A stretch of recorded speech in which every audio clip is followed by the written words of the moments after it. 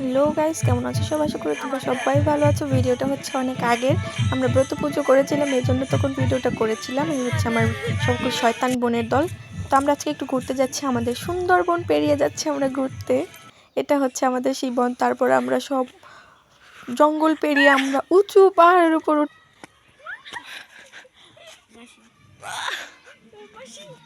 আমরা অনেক বড় পাহাড় অতিক্রম করলাম।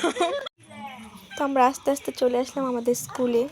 এটা হচ্ছে আমাদের স্কুলের ভবন, অনেক বড় এটা। সবাই সেখানে চলে আসছি ঘুরতে। এখানে ছোটবেলায় পড়াশোনা করেছিলাম আমরা। সূর্য মামা ব্রাইটনেসটা একটু কমান, ভাগ্নিটা তো কাইল্লা হয়ে যাইতেছে।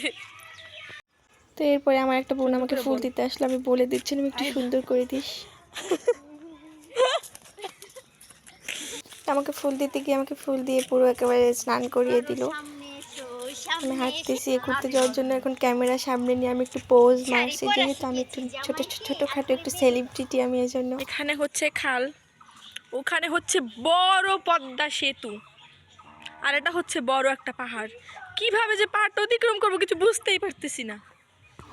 তো এখন আমি সেই পদ্মা সেতুর উপর উঠে গেলাম, এখন আমি একটু পোজ দিচ্ছি পদ্মা সেতুর উপর উঠে। এই হচ্ছে আমাদের সেই বিখ্যাত মাঠ, কত বড় মাঠ।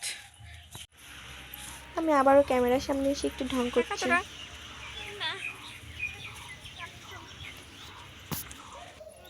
ঢং করতে করতে চলে গেলাম এখানে গোল পোস্টে। ছোটবেলার একটা বুদ্ধি মাথায় আসলো, এখন আমি এটা উঠবো। দৌড়ে দৌড়ে যাচ্ছে, মানে পারবো।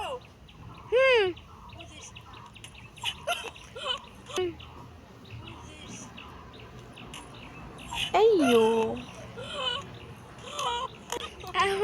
আর একবার শয়তানি বুদ্ধি এত তাড়াতাড়ি যায় মাথার থেকে, এবার তো পারলামই না পুরো।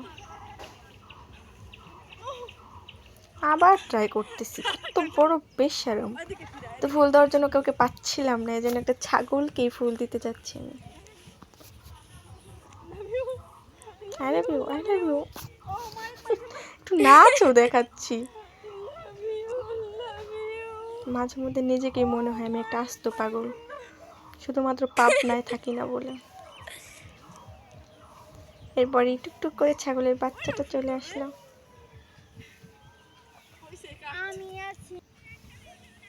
পরেও ফুলটা দিলাম, অনেক কিউট আছে কিন্তু, তাই না? সেই কিউট বাচ্চাটা, শুকলো নিল না তারপরেও।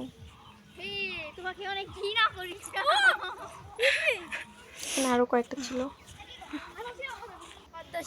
হাঁটতে হাঁটতে চলে গেলাম ছোটবেলায় শয়তানি করতাম যেখানে সেখানে। এখানে ঢং করে আমি একটু পা ভিজিয়ে হাঁটবো। ওদের কাছে ফোনটা আমি দিয়ে দিলাম হাঁটার জন্য। হাঁটছি পা ধোয়ার জন্য, কিন্তু নিচ থেকে যে মাটিটা আমার পায়ের উপর উঠতেছে।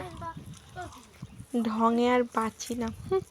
ঐশী, কি তুই যদি আজকে ভূমিকাকে জলের মধ্যে ফালাই দিতে পারো তাহলে তোর আমি 500 টাকা দেবো। ঠিক আছে মাসি, 500 টাকা যখন দিবা আমি নিজে গিয়ে পড়ি, আমি আর ঐশী ভাগ করে নিব।